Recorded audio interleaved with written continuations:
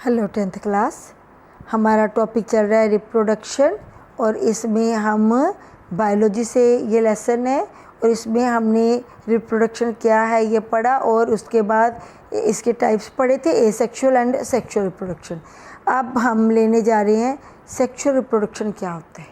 ठीक है, तो इसमें मैंने आपको बताया था कि ये वो रिप्रोडक्शन का मोड है, the mode of reproduction that involves two individual. कितने इंडिविजुअल होंगे इसमें?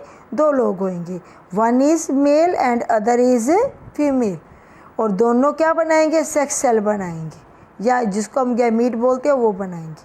ठीक है, और इन गैमीट फिर ये गैमीट्स क्या करते हैं? आपस में फ्यूज़ करते हैं और एक न्यू ऑर्गेनिज्म बन जाता है।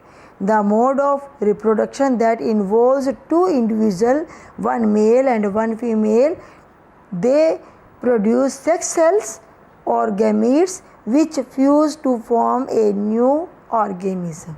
ठीक है, अब हम यहाँ से शुरू कर रहे हैं। ये सेक्स सेल जो है ना, ये बनते कैसे? ठीक है, यहाँ से शुरू कर रहे हैं टाइप्स ऑफ सेल डिवीजन से। ठीक है, आज का हमारा टॉपिक यहाँ से शुरू हो रहा है। अभी सेक्सुअल रिप्रोडक्शन में टाइप्स ऑफ सेल डिवीज़न, ये टॉपिक मैं लेने जा रही हूँ। ठीक है बच्चों, टाइप्स ऑफ सेल डिवीज़न। तो two types of cell division seen in eukaryotic organisms. जितने भी यूकैरियोटिक ऑर्गेनिजम्स होते हैं ना, उनमें दो प्रकार की सेल डिवीज़न पाई जाती है। यूकैरियोटिक ऑर्गेनिज्म क्या होते हैं पता आपको? वो ऑर्गेनिजम्स जिनमें न्यूक्लियस जो है वो आइडेंटिफाई होती है, न्यूक्लियस के चारों ओर न्यूक्लियर मेम्ब्रेन पाई जाती है, उनको हम यूकैरियोटिक ऑर्गेनिज्म कहते हैं। ठीक है, हो जाएगा। चलो जी, अब जो सेल डिवीज़न जो है ना वो दो प्रकार के हम पढ़ेंगे। एक है माइटोसिस और दूसरी है मियोसिस। ठीक है, माइटोसिस एंड मियोसिस। पहले हम माइटोसिस को पढ़ते हैं। माइटोसिस क्या है? इसमें क्या होता है? माइटोसिस में ये take place in somatic cell. ये सोमैटिक सेल्स क्या होते हैं? हमारी बॉडी में क्रोमोसोम्स जो है ना वो 46 क्रोमोसोम्स पाए जाते हैं, या हम यूँ भी बोल सकते हैं ना 23 pairs. Okay, 23 pairs of chromosome पाए जाते हैं।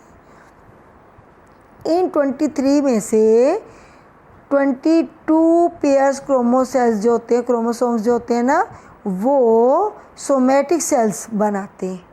ये सोमैटिक सेल से, जैसे आपका नोज़ आपके पापा जैसा है कि मम्मी जैसा है ना, आपके जो आइज़ हैं वो किसके जैसी हैं? दादा जैसी हैं, दादी जैसी हैं, नाना जैसी हैं, है ना, और आपके हेयर कैसे हैं, आपकी हाइट कैसी है, तो ये इन बातों को डिपेंड करता है।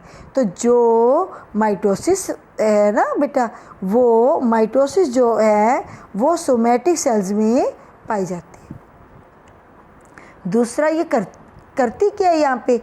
ये मेंटेन करती है, maintain the chromosomes number, maintains the number of chromosome. कोई भी देखो, चाहे आप हो, चाहे मैं हूँ, चाहे कोई और है, चाहे कोई कनाडा में रहने वाला है, चाहे कोई ऑस्ट्रेलिया में रहने वाला है, सब में क्रोमोसोम की गिनती कितनी पाई जाएगी? 46 ही पाई जाएगी।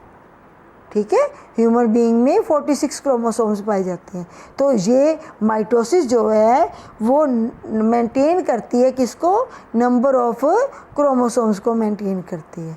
और ये फिर करती कैसे है? Produce two diploid daughter cells. ठीक है, ये दो डिप्लॉयड डॉटर सेल्स बनाती है। ठीक है, और इसकी ज़रूरत कहाँ पे पड़ती है? इसकी ज़रूरत पड़ती है एसेक्सुअल रिप्रोडक्शन में। और क्या होता है इससे? डेवलपमेंट होती है, ग्रोथ होती है और सेल रिप्लेसमेंट होती है। ठीक है, और रीजनरेशन होती है। देखो आपके कोई चोट लग जाए, ठीक है, तो देखा ना जख्म हो जाता है, उसमें एक खड्डा सा बन जाता है। कुछ दिनों बाद धीरे धीरे वो खड्डा भी भरना शुरू होता है, जख्म भरना शुरू हो जाता है ना। ऐसे ही आप देखो, छोटे से पैदा हुए थे, धीरे धीरे बड़े होते गए, तो कैसे बड़े हुए आप?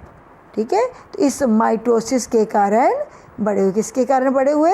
माइटोसिस के कारण बड़े हुए। माइटोसिस जो है वो हमें बड़ा करने में मदद करती है। 1 सेल से 2, 2 से 4, 4 से 8, 8 से 16 ऐसे बनते जाते हैं। ठीक है, अब हम बात करेंगे मियोसिस की।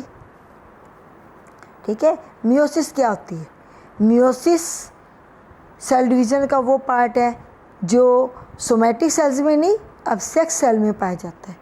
टोटल मैंने 46 बोले थे ना क्रोमोसोम्स होते हैं, जिसमें से 22 पेयर जो होते हैं, 22 पेयर जो होते हैं वो तो सोमैटिक सेल्स होते हैं, और 1 पेयर जो होता है वो क्या होता है? सेक्स सेल का होता है। और 22 और 23 पेयर हो गया ना, देखो 23 पेयर्स हो गए। 23 पेयर्स का मतलब 46 क्रोमोसोम्स होगी। क्लियर? तो मियोसिस जो है वो ओनली सेक्स सेल में पाई जाती है। अब ये करती क्या है? ये क्रोमोसोम्स की गिनती को हाफ कर देती है। ठीक है, हाफ करने से, जब देखो हमने पढ़ा था इसकी सेक्सुअल रिप्रोडक्शन की डेफिनेशन पढ़ी थी ना कि 2 इंडिविजुअल भाग लेते हैं इसमें, एक मेल और एक फीमेल। तो हाफ क्रोमोसोम मेल से आएंगे, हाफ क्रोमोसोम फीमेल से आएंगे, और हाफ जुड़ के पूरा बनेगा ना सेट क्रोमोसोम्स का। 22 पेयर्स क्रोमोसोम के कहाँ से आ रहे हैं? पेरेंट्स से। 22 क्रोमोसोम्स पेरेंट्स फादर से आ रहे हैं, 22 मदर से आ रहे हैं। एक सेक्स क्रोमोसोम मदर से आ रहा है, एक सेक्स क्रोमोसोम फादर से आ रहा है। ठीक है, तो ये जो है मियोसिस जो है वो सेक्स सेल में पाई जाती है, क्रोमोसोम की गिनती को हाफ कर देती है। और ये कितने हैप्लॉइड सेल बनाती है? ये 4 हैप्लॉइड सेल बनाती है। ये कितने बनाती थी? ये 2 डिप्लॉइड सेल बनाती थी, ये डिप्लॉइड। और ये क्या बना रही है? हैप्लॉइड बना रही है। इसमें क्रोमोसोम की गिनती आधी होती है हैप्लॉइड में, इसमें क्रोमोसोम की गिनती डबल होती है। ठीक है, और उसके बाद रिक्वायर ये किसके लिए ज़रूरी होती है? देखो ये वाला जो रिप्रोडक्शन माइटोसिस थी ना, वो एसेक्सुअल रिप्रोडक्शन के लिए ज़रूरी था, और ये सेक्सुअल रिप्रोडक्शन के लिए ज़रूरी थी। इसे गैमीट बनते हैं। और गैमीट कितने प्रकार के बोले थे मैंने? 2, एक मेल गैमीट और एक फीमेल गैमीट। मेल गैमीट को हम स्पर्म कहते हैं, और फीमेल गैमीट को हम एग या ओवम कहते हैं। ओके, तो ये था हमारा डिवीज़न ऑफ सेल डिवीज़न या डिवीज़न ऑफ सेल्स। तो ये 2 प्रकार की हमने पढ़ी थी, माइटोसिस एंड मियोसिस। इस टॉपिक से रिलेटेड कोई आपकी क्वेरीज हो, you can ask me. Okay बेटा, ओके बच्चे, बाय।